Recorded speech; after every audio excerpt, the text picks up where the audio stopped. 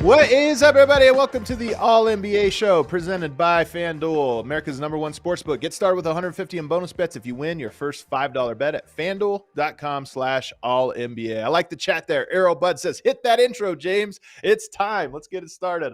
I'm your host, Adam Mares. I'm joined by my esteemed colleague, Tim Legler. Legs, happy Friday to you. Happy Friday to you, brother. It wasn't a great slate necessarily in the NBA, but I think we did have some interesting talking points. I think the number one game for me going in was Rockets Grizz because they're very close to each other in the standings. Houston's been one of the best stories in the league. I really wanted to see how this one was going to play out with Houston defensively against Memphis. So I think that's where we're going to start if I'm correct.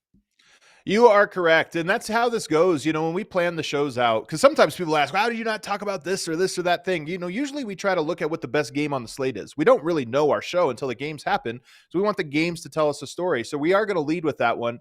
They're two very interesting teams. And it was a good game. And there's a lot to kind of break down about those two teams right now, especially Houston. But we're also going to bounce around the entire slate from yesterday and just do quick hitters on the teams and some of the implications from them. So that's the show today. At the end, we're going to preview the weekend because there's some very interesting teams to talk about that have some big games over the weekend.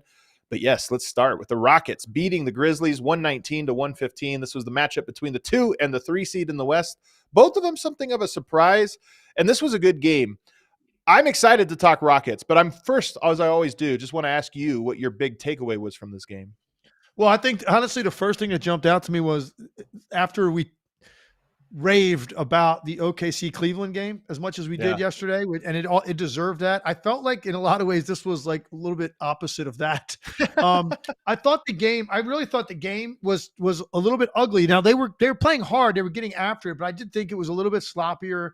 It was a much more one-on-one play than we had in the OKC Cleveland game. And I guess that's what kind of jumped out to me first was just, this was two teams fighting, two teams very close to each other in the standings. So this was a game that could have implications down the road. Not only, for this is where you end up just wins, losses, but, tiebreakers come into play a lot of times in the Western Conference. These teams have been bunched together so tightly over the past decade.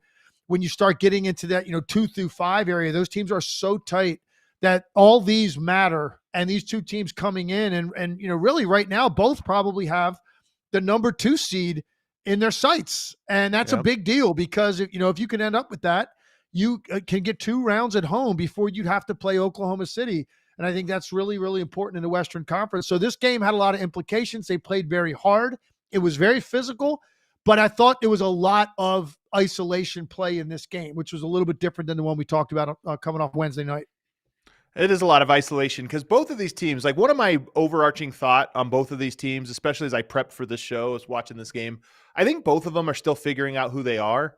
Memphis maybe more so than Houston. I think Houston is figuring out who they are, but they're both good, play hard defense. They play hard, especially Houston, really good defensively. Offensively, it can be a slog. But that first quarter, Legs, Şengün and Green, I'm going to talk a lot about Şengün and Green today because to me, they're the ones that are so interesting. Jalen Green had 13, Şengün had 16 in the first. And that's, to me, they won the game in the first quarter. They kind of held on the rest of the way. But to me, that's the most interesting thing about this team is that pairing. Because that pairing, in my opinion, has not always been great. When Şengün went down last year, that was some of Jalen Green's best basketball. Şengün played well really early on. Jalen Green struggled. But this year, and really more recently, I feel like there's a little bit of synergy there. And our headline, as our headline says, I think I can isolate at least one of the major reasons. The emergence of Amen Thompson. The emergence of Amen Thompson. No, go ahead. Finish your thought. I thought you were pausing for a second. Go ahead. Finish your thought on Amen. Well, I was going to say the emergence of Amen Thompson because Jabari Smith, as good of a player as he is, and obviously he's been one of their core pieces, having a tough year. And when you put Amen Thompson into that lineup, who I love, by the way, I'm just going to go ahead and say it. Amen Thompson is too good to be one of my guys, but I love the way he plays. Super athletic, incredible defensive player, plays with pace, plays fast, but he also has a nice half-court offensive game in terms of like connecting and cutting and different things. So you replace Jabari, who's sort of a floor spacer and ideally a shooter, and you put Amen Thompson in there, the pace speeds up. I feel like the rhythm in the half-court speeds up a little bit, and all of a sudden it feels like the rest of the lineup kind of comes together a little bit. That's my big take from this game, and my big take about Green and Şengün is Amen Thompson, I think, completes them in a lot of ways. Yeah, I think he's a connecting player, to your point. I do agree with that. I think his versatility is really important to them defensively. I was impressed in this game, the number of different guys he guarded in this game, because he can easily be guarding a wing, get screened, slide down, and do a good job wrestling around in the post a little bit. He's stronger than he looks. But he can also, I like the fact that he can jump out and guard a guy like John Morant. And as quick as he is and as shifty as he can get semi beat by a half step and still track him with his length and still bother him from behind. Ja didn't have a very efficient night. I thought Ja missed probably 6 shots that he would love to have back that look like just shots he almost makes with his eyes closed that he missed in the paint. But I do think some of that's the length of Houston and Amen Thompson and different guys coming in there and bothering him, getting their hands over the top of the ball as he's going up and trying to release. So I thought Amen Thompson was really good in this game. Şengün went right at whoever was on him, whether it was Edey or Jackson. Yeah. He went right at those guys. And I love that guy's game because you can run your offense through him and he's going to make smart decisions. He plays at a pace that's perfect for him. You never speed him up. He's always on balance. He gets what he wants. It's a little bit methodical at times, but I think he ends up getting something good at the end of it. So a lot of times he'll get hit with a late double, kick it out, play out of that. I thought he obviously had big stat lines. He was their best player last night. And then Jalen Green, he's one of those guys. I think Jalen Green, the nights he plays like this, the Rockets win a lot of games. When Jalen Green is this good and he was playing so fast and up the floor with great pace, he's a guy that can be streaky, but he got it together last night, 11 for 21. And Sengun, the same thing, 12 for 20. So those two guys, very efficient on a night when few guys in this game were. Yeah.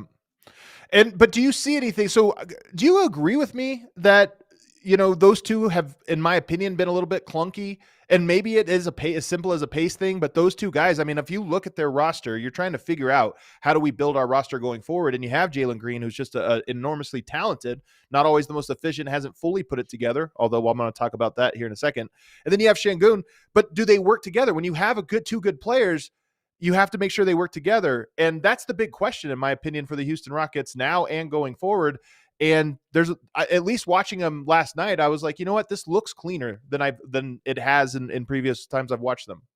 Yeah, and look, I think Şengün you compare with anyone. I think he's just the way that he plays and his IQ for the game. I think you compare him with pretty much any guard. Jalen Green's a little bit different. I mean, he's really got one thing on his mind when he's going to go into attack mode, and that's trying to get to the rim and attack you. And then if he gets some stuff going early in the paint, he becomes a more confident 3-point shooter. He'll take more deep threes, but it's not like you can run a great 2-man game and expect great decisions out of Jalen Green if he's the primary ball handler. It's different. It's not like the Murray Jokic thing where Jamal Murray, is going to make a lot of really good decisions and they're so used to each other. Jalen Green is kind of looking to do his thing. So I almost feel like I like Jalen Green better just out in the open floor, or if the ball swings around to him, attacking a closeout guy, more so than some sort of 2-man action with Şengün.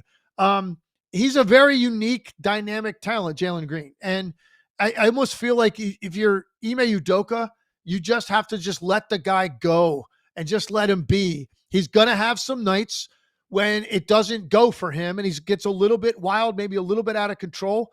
You've got other options on those nights because you do have Van Vliet still, so you can go with just wings and Van Vliet and Şengün if you want to do that. If Jalen Green is on a given night not playing efficiently or making deep shots or making his jump shot, he becomes a guy that sometimes can hurt them a little bit offensively. But I think Udoka's kind of just accepted who he is, man. Let the guy go, and he's going to have some spectacular plays on given nights. And when he's got it going, you ride that a little bit more. But I don't think it's necessarily something I look at him and say, oh, the Şengün Green 2-man game is going to be a problem for teams. It's almost like they're a little bit more independent of each other. What's funny is, because I was doing this, obviously I covered the Denver Nuggets, so I'm watching Denver and trying to figure some things out. If you compare Jalen Green's numbers to Jamal Murray, you just compared those two guys, and obviously Şengün and Jokic, very similar fold. If you compare their numbers, almost identical. Efficiency, field goal attempts, points, rebounds. The only number that's different is assists, where Jamal Murray is, I think, more than double. And that's to your point. So to me, I actually see very similarities. Jalen Green's significantly more athletic. He's quicker. But just in terms of how they operate, the difference is, to your point, Jamal Murray is looking more as I'm playing a 2-man game, so it's score or pass, use that. Whereas Jalen Green, I agree with you. I think he's more shoot, maybe pass. And But nonetheless, I think that the Rockets can use a little bit of that. And I've just, in watching, looking at their box scores and just trying to read up on them over this last little bit, Fred VanVleet is obviously at a huge piece of them. He plays 41 minutes last night, but Jalen Green is higher usage. He's taking more shots. He's getting more stuff and that was not necessarily the case early on when I thought Fred VanVleet had to take control of the wheel. Maybe it's just having Amen Thompson out there who can play make himself a little bit, reduces the need for Fred VanVleet to take over, and it allows Jalen Green to be a little bit more aggressive. So again, that's where I'm looking at all the skill sets of Amen Thompson, Şengün, and Green, and thinking that they might balance each other out a little bit. No, I agree with that, and I think Houston's the kind of team that I just think on given nights, Sengun is the anchor. He's the key to everything offensively, and you're going to get very consistent production out of him, very consistent the way that he looks. I think outside of him, look, Jalen Green's been very good lately, so you can't say he hasn't been consistent. And I think he's had over 20 all 5 games this month, 48% from the field in those 5 games. Yep. He even had something against good defenses. Yeah, I mean he's on a good roll right now. I think eight times over 20 in his last 12 games. So, but in general, still viewed as a streaky player. And look, he's been in the league 4 years. It's kind of incredible. He's 22 years old. This is his 4th season, and he's kind of been very consistent with like 41%, 42% max, and shoots like 33 from the 3. Like those are his shooting splits, which are not very good for an NBA guard. But when you watch the Rockets on any given night, he's super impactful. Like the teams have a very difficult time dealing with him. So it's Şengün, and then you hope it's Green. And right now they're riding that a little bit because he is playing well, playing efficiently.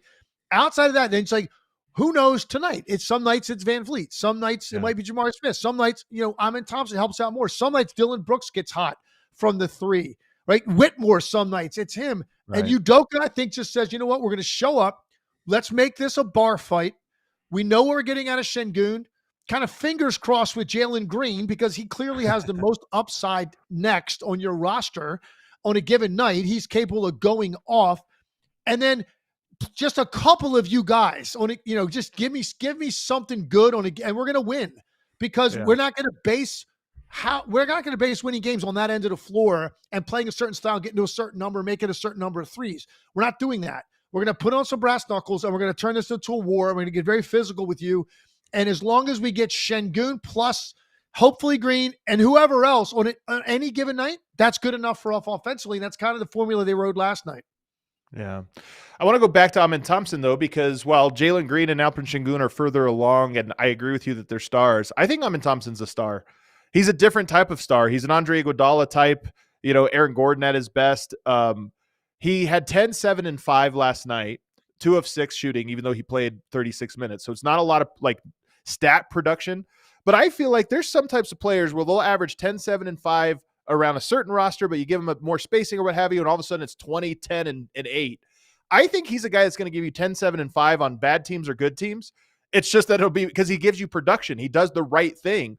And the other players are going to have to, fill in those gaps. But I watch him. I mean, I really love this guy. He does everything I love on a basketball court as a connector. And then defensively, he's an absolute monster. And I have this question from one of our, from Roosh Williams at Rockets Watch. He asked, how many perimeter defenders in the NBA are better than Amen Thompson right now?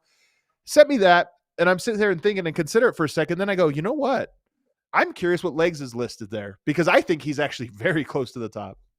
Yeah, no, he's definitely one of the better perimeter defenders in the league and just defenders overall. He's got great ability to laterally stay with very quick players, strong enough to use his forearm against the bigger wings in this league that can get to spots. He's very good at manipulating them with his forearm without fouling. And you know what happens, I think already, the way he's officiated is he gets a lot of respect for a very young player because of how committed he is to it. He can get a little handsy and they let him. And I think the better defenders in this league do get more benefit of the doubt, more leeway with what they're able to do with their hands against perimeter players and ball handlers. And I think he gets that already.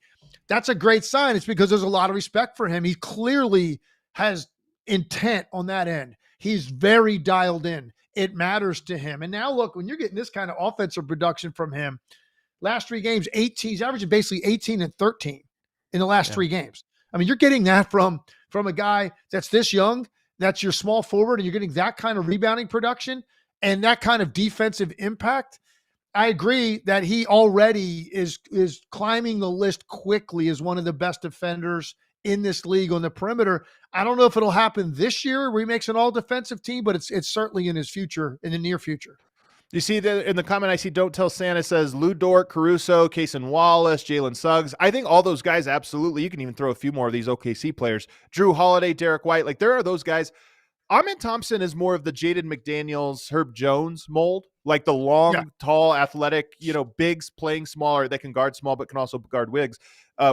So I think that's almost a different category. But if I compare him to Herb Jones and Jaden McDaniels, I watch him and I go, I think I like Amen Thompson better because I also like his transition game. I like his passing. I like this other stuff. And I think he's going to only grow better defensively in the coming years. So for me, when we talk about just wing defenders, he's right up there, or wing defenders that guard the perimeter. He's right up there with me with those guys.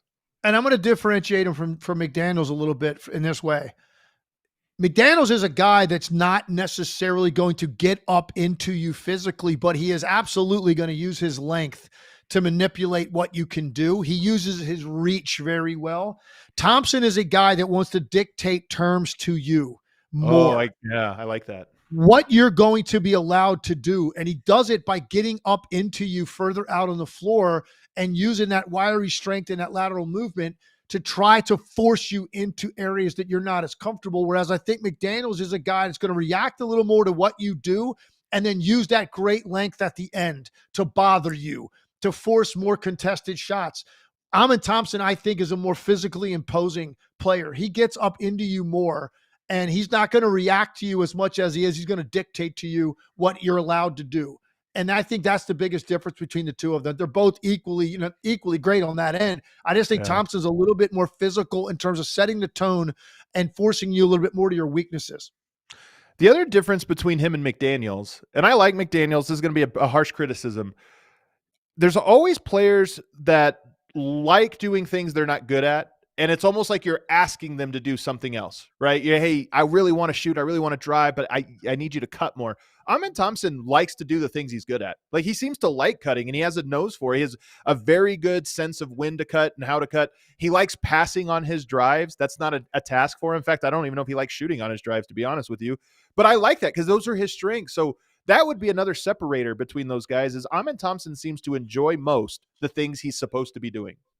Well, I also think, and someone made a point in the chat, and I was going to follow up with this anyway, but he also, when you, again, using the comparison, because I think it's a pretty good one, McDaniels and him, he's really good at the weak side slashing, cutting, screening. He's good at that. Screen dive, away from the ball, screen dive, on the ball, weak side slash when Şengün is backing somebody down. He's just good at reading those and very aggressive with his cuts. And if he gets his hands on it, he usually does a pretty good job of finishing. I also like the fact he understands he's not a shooter. Yeah. And hopefully that comes. I mean, I don't know that he's ever going to be a super high volume 3-point shooter, but it would be nice if he could add that very selectively, be able to be a threat out there. That's not, so he doesn't take it. He doesn't look for that. And these aren't wasted in a league where there is no such thing as a bad three taken by any player. Like, no one views it that way. He understands his own limitations and still is able to play to his strengths. Teams know that he's going to play to his strengths, and he's able to still be very effective without having really a three to stretch anybody out to get them to close out on him. You're a shooter. You coach shooting. You teach shooting. I think we've talked about this before. I just don't know that he'll ever be a shooter. And I could be wrong, but he doesn't seem to have the body. There's a fluidity to shooters most of the time. Jaren Jackson Jr., by the way, breaks this rule. He's one of the other guys we'll talk about in a second. But I just don't know if I would buy him becoming one, even with hard work. And look, he's going to make a lot of money in this league, and he's going to have a lot of success. And here's the other thing. I'm going to predict Amen Thompson is going to be on good teams his entire career. Because I love that. Right. He just is. And some of that has to do with him. He's going to help those teams 100%. Be good, but he's also the kind of guy that, whenever his career extends out, and I'm sure Rockets fans hope he's in Houston for a really long time, but we know how this league works. You don't know. At some point, maybe he moves on from Houston, down the road, And then maybe, there's multiple stops at that point. He's going to be a guy that's going to be coveted by teams that have a certain culture identity and want to win right now. And you could plug him in and understand he's going to make you better immediately, regardless of the 3-point shot, which right now in this league, a lot of times you feel like when teams are looking at guys, that's a big part of what they do because their teams are taking 35 to 45 of those a night. You got to be able to take X amount. He doesn't. So he's a different profile player, but he's going to be sought after by really smart teams that are tough, that they know immediately he is going to help their overall team defensive rating the day he gets in there. So that's my prediction for him. He's going to be one of those guys going to be playoffs like every year of his career. He's just going to be on good teams. And as a result, he's going to play in some high spotlight moments that guys like him really need, like postseason moments where it's not because you're a splashy scorer, but you're noticed in your impact on winning. It really is highlighted more so in the playoffs than the regular season. I think that's when his true worth is going to be recognized by more people.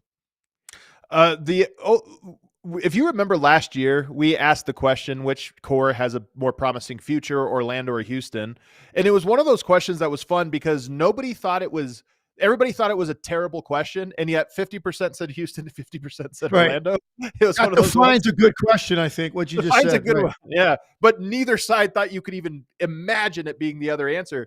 And last year, to Orlando's credit, they were a playoff team. They were a great team and Houston was out. But you look at it this year and I feel like, things have come together for Houston, and now you see it. Now I think that's a very legitimate question.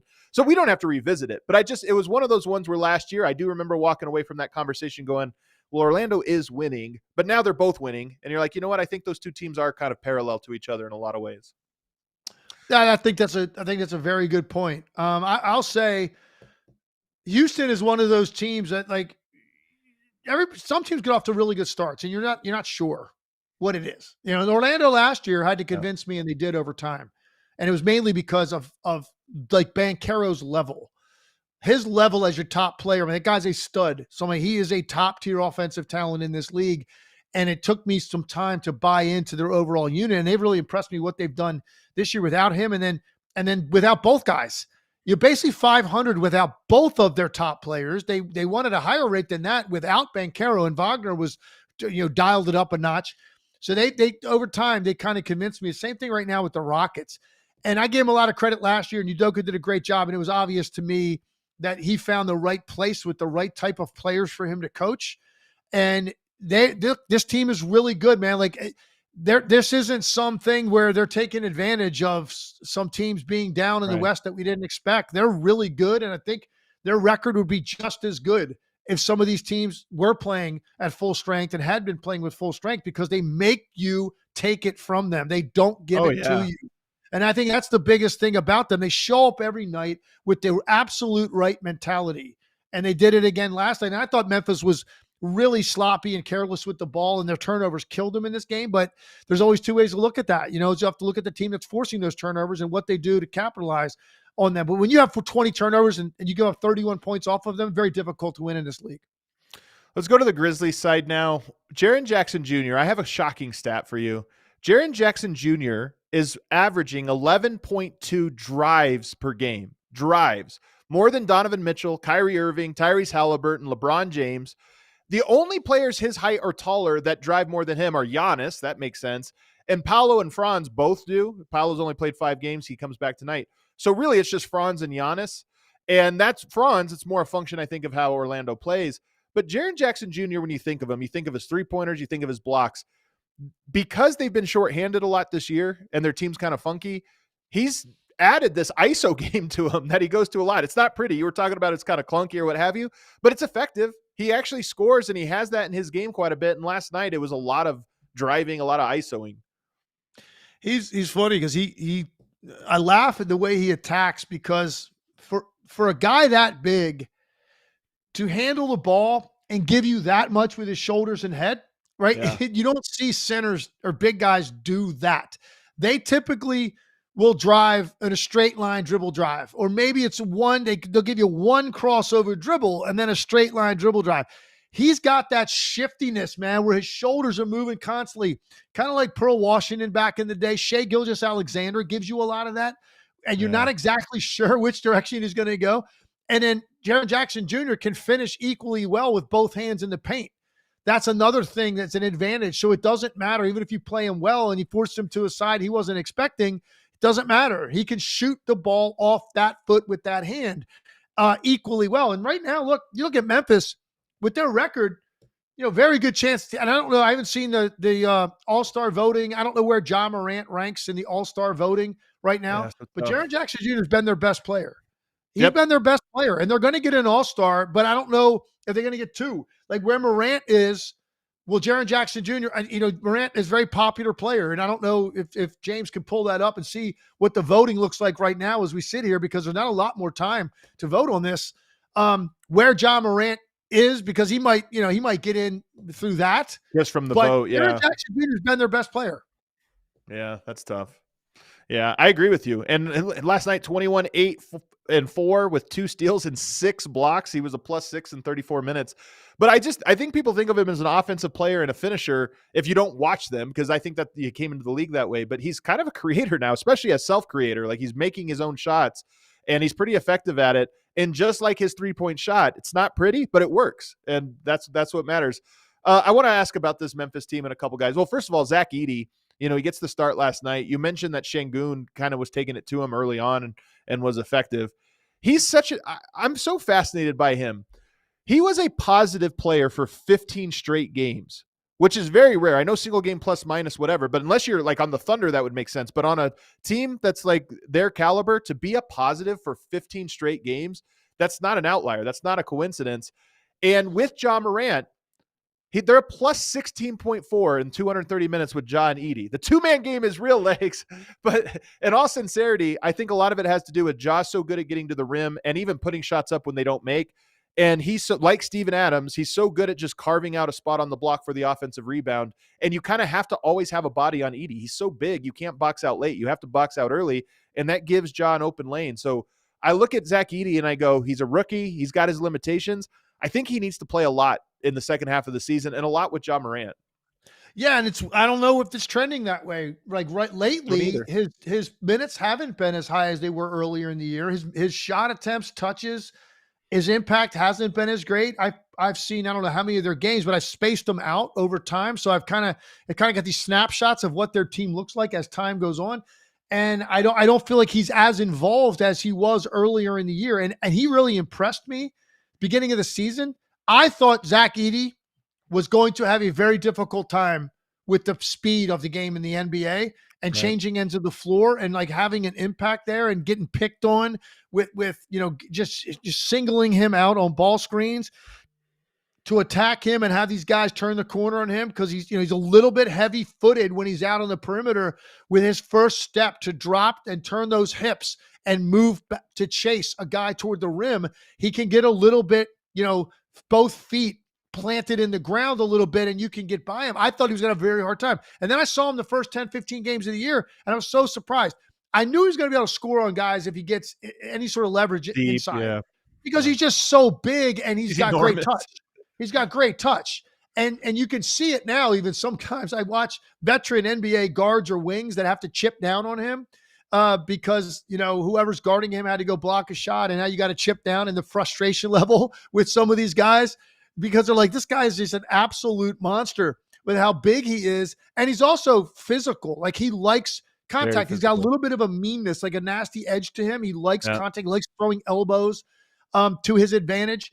So I just realized early on, I'm like, you know what? This guy's going to have a pretty good career in the NBA. Yeah. And I didn't know that for sure coming into the league, but I don't feel like right now he's trending the same way that he was earlier in the year. So who knows? Maybe that's just what's going on right now, and that happens with rookies at different times. But I agree, he's got to have a significant role in this team all year, including in the postseason.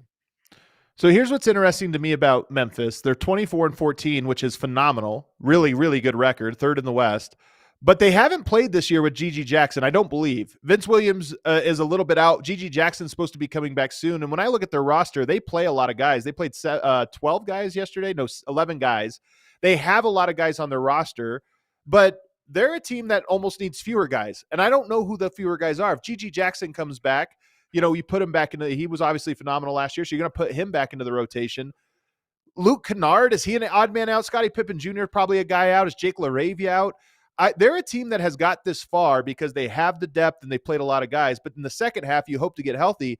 And I'm not sure who their guys are. So when everybody's healthy, do you have an opinion? I saw an article from Hollinger today that said that they should trade Luke Kennard, that he's the guy that they should move out the door. How do you think this shakes out, and what's their pecking order? Well, here's the thing. Like, you look at a guy like Kennard, who's one of the highest 3-point shooting players in the history of this league, and I would worry a little bit. You take Luke Kennard out of the mix, I do think that they become very streaky from the three. He gives them a little bit of stability there, very consistent with the shots he takes, makes a high percent, is super smart, takes care of the ball, makes great decisions with it. But I feel like they think they've got some other guys that fall into that category. Maybe not on the shooting caliber of Kennard, but maybe a little bit bigger. A guy like LaRavia, for instance, and I know how much they love him and all of the different things that he does to help them. They obviously love Aldama as a guy that's really impressed me over the last couple of years too, as a bigger wing. So I don't know, man. At some point you pare it down. I'm not sure exactly right now as we sit here who's going to be the odd man out, but I would be a little bit leery of getting rid of Kennard. Of course, any trade depends on who you get back. I like Memphis. They've been one of my favorite teams. I think I'm picking them to fall in the standings in the back half, which I know sounds crazy because they should get healthier in the back half. And yet I still think that they are probably not going to be able to maintain this pace, but that's just me. All right, let's take a break. Part of it, real quick, one point on that is part of that is always relative to what you think other teams are capable of doing that they haven't to this point. And you might be right, because you would think Dallas is going to surge at some point when they get their guys back. And right now they've done a pretty good job winning a couple of games. You and I went over their schedule and when Luka was going to be out, how long Kyrie was going to be out. And we were kind of basically projecting that they might be under 500 by the time they get both of those guys back. They're on a heater. Yeah, exactly. And they listen, and you play who's in front of you, but right now it doesn't matter. They got to chalk up wins. Got one last night, but you expect them to be better the second half of the year. I think Denver probably can be better second half of the year. I don't think Houston's going anywhere. Me neither. You look at teams like Minnesota, the Clippers, Golden State. Are those teams able to grab some of that ground if Memphis falls back? I'm not sure. Phoenix, I'm not sold on any of those teams doing that. So I don't think Memphis falls necessarily outside the top 4. No, certainly no lower than 5. I think that's where Memphis is going to end up all year if they keep mainly Morant and Jackson Jr. healthy. Those two guys in particular, no significant injuries to those guys. They play most nights. I think Memphis, their floor is probably 5. Yeah, I think that's probably accurate. There's also just a ton of teams in the West that are chasing them. This is a numbers game too. All right, let's take a break. We went long, Legs. This is what we always do. We just love talking hoops. I was like, we're going to do 15 minutes on this game. We did 30. What can you do? But we got more games we're going to run through, and we're also going to preview the weekend slate here on the other side. First, FanDuel. Big game upsets and big game winning drives. The NFL playoffs are better with FanDuel because right now new customers can bet $5 and get $200 in bonus bets guaranteed. That's $200 in bonus bets whether you win or you lose. The FanDuel app gives you everything you need to live bet, same game parlays, and so much more. Plus, when you win, you'll get paid instantly. Just visit FanDuel.com/AllNBA. Make sure you use that /AllNBA and get started with $200 in bonus bets. That's FanDuel.com/AllNBA. Make this playoffs unforgettable with FanDuel, an official sportsbook partner of the NFL. Must be 21 or older and present in select states. For Kansas, an affiliation with Kansas Star Casino, or 18 plus and present in D.C. First online real money wager only. $5 first deposit required. Bonus issued as non-withdrawable bonus bets, which expire 7 days after receipt. Restrictions apply. See terms at sportsbook.fanduel.com. If you have a gambling problem, call 1-800-GAMBLER or visit fanduel.com/RG. You can call 1-888-789-7777 or visit ccpg.org/chat in Connecticut or visit mdgamblinghelp.org in Maryland. Hope is here. Visit gamblinghelplinema.org or call 800-327-5050 for 24/7 support in Massachusetts or call 1-877-8-HOPE-NY or HOPE-NY in New York. Also want to tell you guys about Shady Rays. You can get ready for the season ahead with quality shades built to last. Our friends at Shady Rays have you covered with premium polarized shades that won't break the bank. So much, in fact, that I actually own like 7 pairs of Shady Rays. I keep them in my car. I keep one in my backpack. I keep one right by the landing where I get in. So as I'm going out the door for a walk or whatever, I have sunglasses. That's what's great about them. They're an independent sunglass company offering a world-class product rated 5 stars by over 300,000 people. Their shades have durable frames and crystal clear optics, making them the perfect choice for all outdoor activities. They have hundreds of options to choose from, so you're bound to find the perfect pair to match your style. And they have all kinds of different colors, so you can get one that matches your favorite team if you want to wear them to the arena or to the game. Exclusively for our listeners, Shady Rays is giving out their best deal of the season. Head to shadyrays.com and use our code. It's a different code. You see it on the screen there, AC35, for 35% off polarized sunglasses. Again, use that code AC35. You get 35% off. Try for yourself the shades rated 5 stars by over 300,000 people. All right, we are back here now, segment 2 with Tim Legler and myself, Adam Mares. Make sure you hit that like button. If you're new to the show, we do this 4 times a week live. We also have bonus content, so make sure you hit subscribe. I think you're getting some of the best NBA analysis right here on this channel. You're not going to want to miss it. All right, let's go into some of these other games. Let's go quick here, Legs. The Warriors beat the Pistons 107-104. Steph had an off night, 2 of 14 from 3. Cade went for 32, 6, and 8. What do you take away from this game with the Warriors desperately needed to win and they eked one out? It's just that these are desperate times for them, man. They've won 4 out of 6, which is something. Trayce Jackson-Davis was really, really good in this game, but I think that's where their boost came from. But listen, man, they're desperate. They're desperate. This was a team that got off to this incredible start. Their defense was so good the first, month of the season. And it has just really unraveled for them since. So right now, anything they get that's a W is critical for them. They've got to get themselves some separation from the 500 line. Detroit's been really, really good this year. 500 going into last night. So, or 1 game above 500 going into last night, playing at home. This was a quality win. And I wouldn't have said, last year beating the Pistons in their building was a quality win. It is now because they play really hard. They've got a lot of depth. They're very good defensively with a lot of speed. And a night when Curry shoots like that and you still win, that's got to feel good for Steve Kerr and those guys. So we never talked about this on Detroit's side because they've obviously been playing very well lately, 8-2 in their last 10. But, Jaden Ivey goes down. He gets hurt. He's missed now 5 straight games. They're 4-1 in those. How big of a loss? We didn't talk about this when it happened. How big of a loss do you feel that is? And they're 4-1. Is this a thing where they might be able to survive this and keep their kind of dream season alive? Yeah, I mean, I felt that Jaden Ivey was one of the true breakout players this year. And I started seeing it in preseason. There's no doubt, man. The guy, and the thing I love about him, he's got an incredible level of intensity that he plays with. He's a serious player on the court for a young guy. And he's not distracted. And I was becoming a huge fan of his. And of course, now he's had surgery. It's a big loss for them. And if they're able to continue to win games without him the way that he was playing, then it just continues to pound home the point that this team has done a complete 180 from what this organization was in 1 year and what their upside is now. And they're fun to watch. They got a bunch of young guys led by Cade Cunningham, but Jaden Ivey was that next guy that was cementing himself as their number 2 with their scoring consistency. He plays both ends of the floor. Major loss, but they do have pretty good depth at the guard spot going forward. They weren't able to get the win last night, though. And Golden State was just a little bit better down the stretch making plays. The Dallas Mavericks, you referenced it earlier, they got the win 117-111 over the Blazers, a comeback win. And now it's 2 in a row. No Kyrie, no Luka. I can't remember the number we said the other day that they were going to go like 20-6 or something if they, over the next 26 games. I can't remember what it was. Well, they've already got 2 wins. They beat the Lakers in that high-profile kind of blowout, butt whooping of the Lakers. And then last night against Portland, not a very good team, but they eked it out. My big takeaway here, I still think that they're going to hit a wall here. They got like a little boost right now, I feel. But PJ Washington is so good. That's my big takeaway, or my big take for them is PJ Washington has been a bellwether for their success this year when everyone's healthy. But he's even been a guy that can level up and play an even more aggressive role, and he's just so skilled. Yeah, I totally agree with you. And he is a guy that had more offensive upside prior to coming to Dallas than he was really allowed to show in Dallas.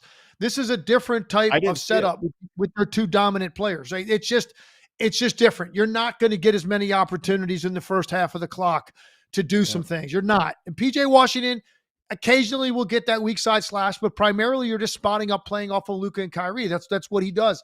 And he's pretty good offensive rebounder from the small forward spot or from the 4 spot if he's playing there. But you can see he's capable of doing more than that. He got to the line 11 times in this game, and it supplemented his offense. He ended up having a big scoring night. And Dallas right now, they're going to struggle against the teams they play that are above 500, that are playoff type teams. They're going to struggle without the firepower they need. You asked me how they were going to survive it when this all happened with Kyrie. And I said they have to do it on the defensive end of the floor to keep themselves in games. I think their defense has been pretty solid. They're just not going to have enough against certain teams. So when you get a team like Portland, important you win the game. And Dallas was able to do that. PJ Washington, big reason. Jaden Hardy was great in this game. The bench was fantastic. Quentin Grimes, your guy, had a big game against the Lakers. Didn't play as well last night, but he had a huge 3-point play late in this game that helped ice it. Yeah. He plays so hard, man. And that team, you can tell the vibe around a team, just in how they play, the energy they play with. And that team plays with great energy. And even though they had to come back in this game, it was plays like the tip in and the 3-point play from Quentin Grimes. That whole bench roster, everybody on the court is just so into it. You know what I mean? There was an energy to how much that game meant to him. And I just love it. And your point about Jaden Hardy, 25 points. That's what Jaden Hardy's role in the NBA might be, your star scorer is out, put Jaden Hardy in that role. Maybe he doesn't play when everyone's healthy, but when you need to make up 25 points. Here's the thing, and this is a tough thing. This is a tough thing to say, a tough thing to do for Jason Kidd. And this is not what you went out there to get Klay Thompson to do. But Jaden Hardy is playing so well. You got to find these minutes for him when those guys are back. Yeah. He's just really important to your team, man. Really? The guy scores incredibly efficiently. He makes threes, which is important on this team, but he's also really good in the open floor in transition. His ability to get to the basket, he finishes everything around the rim. Look at what he's done. Just in the month of January, the guy's averaging 17 points a game on 56% shooting and shooting 56% from the 3-point line. You got to find time for him, even when Luka and Kyrie are back. I think that's going to be a challenge for Jason Kidd. And the reason I mentioned Klay Thompson, because that might be a guy whose minutes get cut a little bit to make room for Jaden Hardy, particularly in certain nights if Klay doesn't get it going early. Yeah. Klay can't handle that, though. This is the one thing, is that Klay is one guy that if you do that, even for a game, I just feel like it gets in his head. But I do hear you, because Jaden Hardy is a microwave scorer. Next game, last game we're going to talk about, Suns beat the Hawks 123-115. No Jalen Johnson. I'd not chalking this up as a great Suns win, but another 25-point game for Bradley Beal off of the bench. I think that's 2 out of 3 times now he's led the team in scoring off of the bench. Anything you read into that? So clearly, the biggest thing was mentally, are you going to be in the right place when this kind of move gets made? So much talk about it. Bradley Beal, it feels very much like somebody's making you the primary scapegoat for why the chemistry wasn't working. And look, if you treat it that way, you're not going to be mentally in the right place to accept this. And I give him credit. He didn't care about how that came off. He's like, all right, this is my role now, then I'm going to have to make the most of this. And he's played well off the bench for them. He's key, obviously, when he plays well right now off the bench, it gives them this. It's really important. They have a better chance of winning. But the other guy I want to focus on from this game, and he's had a very different year than he had a year ago, is Grayson Allen. And Grayson Allen started the year, and he was struggling, and it's weird because I couldn't figure it out. Like, wait a minute, this guy made 205 threes for them last year. I think it was a franchise record, if I'm not mistaken. Well, they gained 50 pounds. Yeah, he gained weight. He started the year with an Achilles tendonitis that was slowing him up. He just hasn't had the impact. But when he does, I think it's so critical for them, because he impressed me last year as an all-around player. He can put it on the floor. He guards like conscientiously and uses his strength more than quickness, but he's a very conscientious, committed defensive player. But most importantly, he bails out all of the needs that those guys have that handle the basketball because of his spacing ability. And he's on pace to make like little over half as many threes as he made a year ago. And last night, You noticed him. Had a big night. 7 for 8, 5 for 6 from the three, 23 points, 27 minutes. It jumped out at me. Bradley Beal was great. Grayson Allen equally good. Those two guys give you 48 points off your bench. You're going to win a lot of games. And Atlanta's been playing pretty well. And they're not an easy team to play against. They kept Trae Young in check for the most part in this game, but it was their shooters off the bench that really turned the tide for the Suns. I think the Hawks are a good team when they have Jalen Johnson. I think they're kind of a weak team without him. And last night they were without him. That's why I'm just not. I mean, it's still only an 8-point win for the Suns, so we'll just put it. We'll just put it there. By the way, circling back, James was able to look it up. We were talking about Ja Morant. He is 7th amongst guards in the West. He's behind James Harden. So I don't think he's going to end up getting the popular vote. So that opens the door, to your point, for Jaren Jackson Jr. to be the guy that gets the nom this year for All-Star. Let's go ahead to our weekend slate. We do this every Friday. This is presented by FanDuel Sportsbook. Remember, you get started using that code ALLNBA. You can see it right there in our description. The weekend slate, Friday, Bucks at Magic. This is a big game because Bucks and Magic are right there in the standings, but it's even bigger because Paolo Banchero is back tonight. I thought it was going to be last night, but I don't know if something changed. What are you looking for in Paolo's return, and what do you make of this matchup? Interested to see with this long of a layoff, and I haven't read yet or heard if there's going to be a minutes restriction on him or what's going to happen. But I'm dying to see the guy play. And I give the Orlando Magic a lot of credit, man. 5 games over 500, and they've basically played the entire season without him. He only played a handful of games at the start of the year. That's a long stretch, man. 30 plus games to go without your best player, and you're still 5 games above 500. And now you get him back, and eventually you're going to get Wagner back. And so I'm just really excited to watch him play. This is a great matchup. Milwaukee's playing well right now, so let's get it on. I'm going to see Banchero. That's, I think, probably the biggest story of the night. Though there's a couple of good games though, because Thunder at Knicks is a good one. These two teams also played last week. This time it's going to be in the Garden, but they played last week and the Thunder won by 10. I feel like that's another one I'm excited for tonight. I think that's going to be a great one. Oklahoma City is a team that they show up, man. So if you're a New York Knicks fan and you look at that schedule, and you're like, hey, man, Oklahoma City's coming in. You buy these tickets at the start of the year before the season. Like these guys are going to show up. They're going to play, and they're going to come with it. And they're a great show. And this is a great challenge for the Knicks to be able to operate offensively against this team. You saw what Cleveland did. And Oklahoma City, to me, clearly the best defensive team in the league. And Cleveland still got to their number against them, and they did it really without really struggling too much to get there. Let's see what the Thunder can do to the Knicks in the Garden. Now, I'm looking forward to that. And one other game you didn't mention, it wasn't up on the screen, but I think Indiana Golden State's an interesting one to me. Yeah, because Indiana's turned this thing around. Like the way Indiana's playing right now, they've been one of the biggest disappointments in the league at the start of the year. All they've done is go 10-3 in their last 13, and they are smoking teams. Their offense is back humming at the level it was a year ago. And Halliburton has found his consistency because I thought he really struggled to find that earlier in the year. They are absolutely firing on all cylinders right now. So with what Golden State's been going through lately, like they've gotten blown out a few times in the last 15 games or so. This could have the makings of one of those. If you don't show up in the right frame of mind, and they played last night, Indiana could go for 140. Well, we know Halliburton had been in that funk, and there was a great article on The Athletic today. I think it was Sam Amick and Jared Weiss who wrote the article about him. And one of the things in there was that he said he checks social media at halftime of every game. And he said, it's for fuel. I was in a rut. Everybody was talking trash. I was using it for fuel. I say, man, that's clever rebranding. If you're checking your phone or social media in particular at halftime of a game, I think you're a little bit in your own head. What do you make of that? I mean, obviously you played well before social media, but the idea of players going into the locker room at halftime and opening up Twitter or something like that is insane to me. Oh, I can tell you right now, much like, I don't know if you remember this story when Magic Johnson, a brief time that he was the head coach of the Lakers. It was a very brief stint as the head coach. Vlade Divac was on that team, and Vlade Divac had his cell phone in his sweatpants, and it vibrated or rang, one or the other. And Magic Johnson told him to give him the phone. He took it, he threw it up into the bleachers.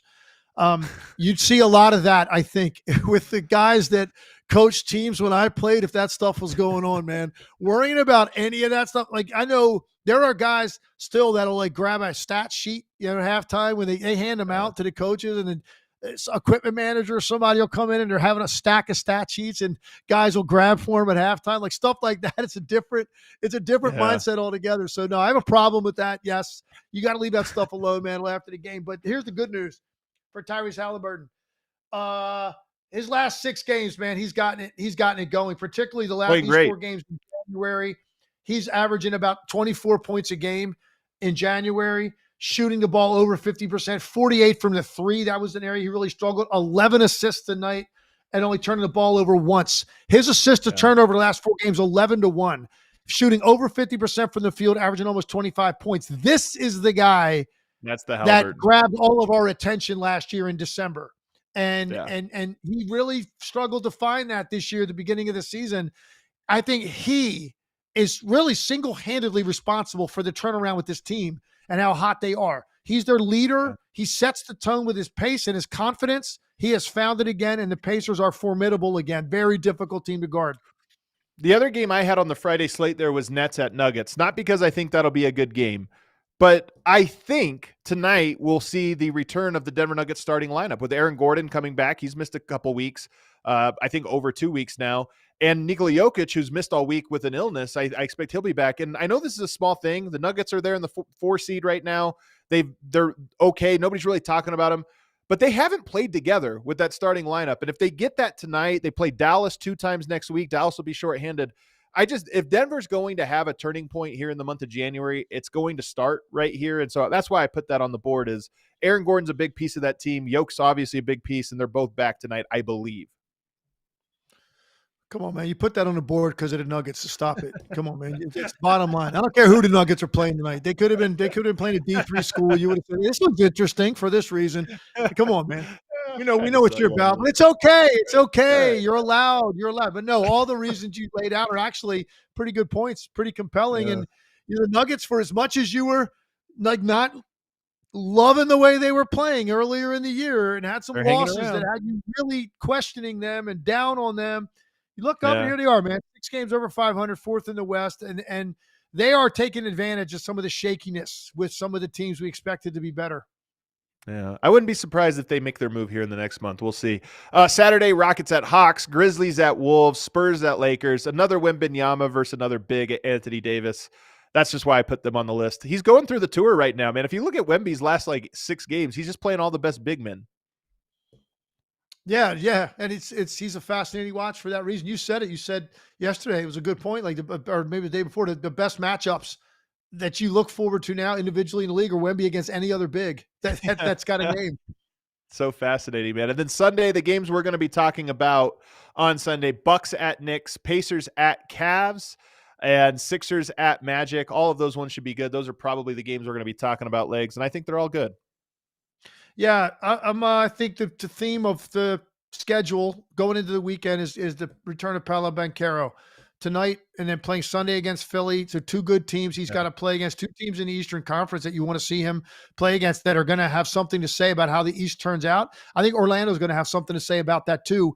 And now you get to see them not quite at full strength, but get their best player back. So that for me is the theme of the weekend, how Banchero looks in these next couple of games against teams with a lot of size up front, and teams like Milwaukee and Philly, you expect to do something in the East. All right, we got a couple super chats, or at least one I know of. James, what do we got? Psycho Blue, he says, talking about great teams who used to have equally great jerseys, maybe the Rockets can bring back the Toon Missile unis from the mid-late 90s to face off with the Bowie Cavs in the finals. Our guy Psycho Blue loves the jerseys. I'll tell you, last night, I think it was last night or maybe it was the game before where they had the old circular Rockets logo. That's the one I like. I don't like the cartoon one. Yeah, that one, I don't like those cartoon one either. I didn't like the cartoon one either. I like the one that you're talking about that you referenced. That's one of my favorites too. Yellow and red just looks good together, man. It reminds you of Akeem, all the good days. All right, cue that outro music there, James. Everybody, I really appreciate you guys tuning in. We got a lot of loyal first teamers in the chat every single day of the week, and I want you guys to know we really appreciate you. If you want to help the show, we want to grow this one here as everybody's turning their attention to the NBA. So if you enjoyed it today, make sure you subscribe, but also share it on social media, quote tweet it, say, hey, this was a really good show. You guys should be checking it out. We always appreciate, we see those things and we appreciate it very much. Enjoy your weekend, everybody. We'll be back on Monday talking more hoops.